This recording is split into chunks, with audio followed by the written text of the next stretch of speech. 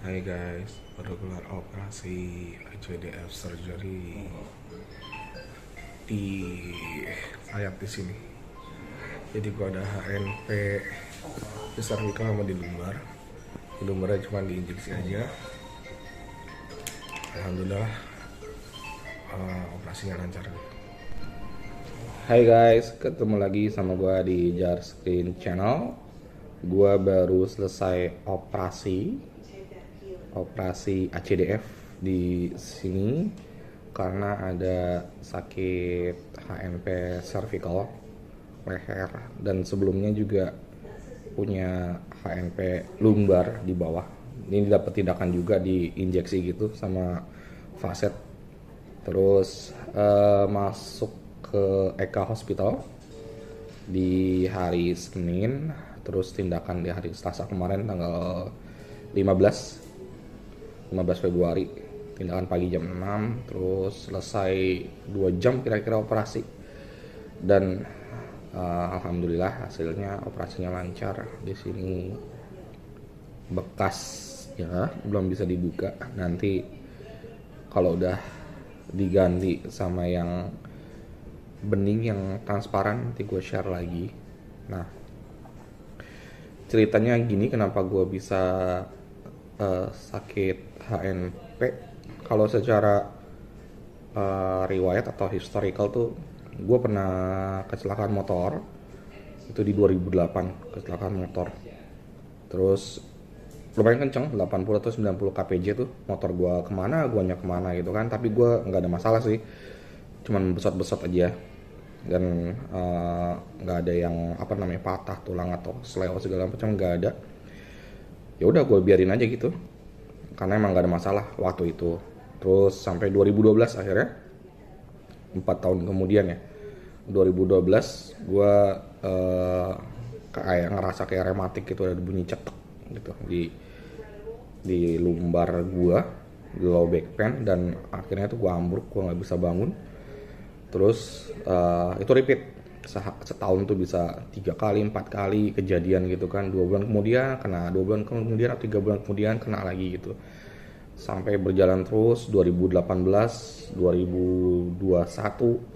Nah akhirnya di 2021 Januari gue putusin untuk MRI. Di MRI hasilnya ketahuan ada saraf kejepit lah istilahnya kalau kata kita. Kalau istilah medisnya HNP lumbar, gue lupa di mana. Kayaknya kalau nggak salah di L56 L67 sorry L345 L3 L4 L5 sama L5 yang S1 itu seingat gue kayaknya.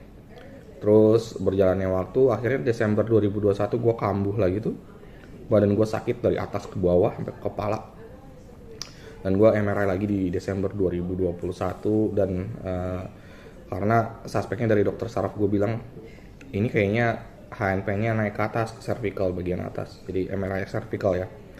Hasilnya benar, HNP cervical di sebelah kiri. Di sebelah kiri itu udah rusak semua, dan ada satu yang udah nusuk sampai saraf yang bikin bocor kayak begitu.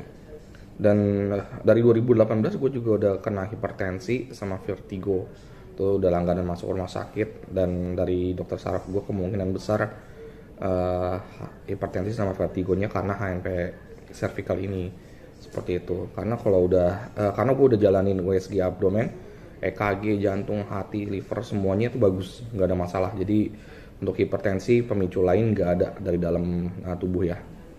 Darah juga bagus semuanya, pembuluh darah bagus gitu. Sampai akhirnya dokter kantor gue juga bingung sih ini kenapa gitu kan.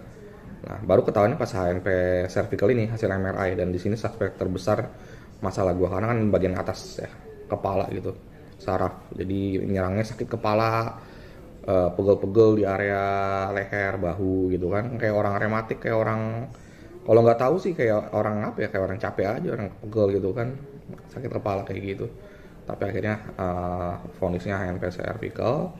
Dan gue direkomendasiin tadinya ke dokter Lutfi Gatam di Eka Hospital BSD, tapi dokter Lutfi Gatamnya itu lagi lagi cuti apa lagi, ya pokoknya lagi off lah ya, lagi leave selama 6 bulan kalau nggak salah. Dan direkomendasiin ke dokter Harmantia. Nah di dokter Harmantia ini masih satu tim dari Dr. Gatam di Eka Hospital BSD itu ada Gatam Institute. Nah di situ timnya Dr. Lutfi Gatam, dan akhirnya diharuskan untuk operasi mengganti satu bantalan di C56 di sini ya gitu. Dan ya udah selesai, alhamdulillah lancar.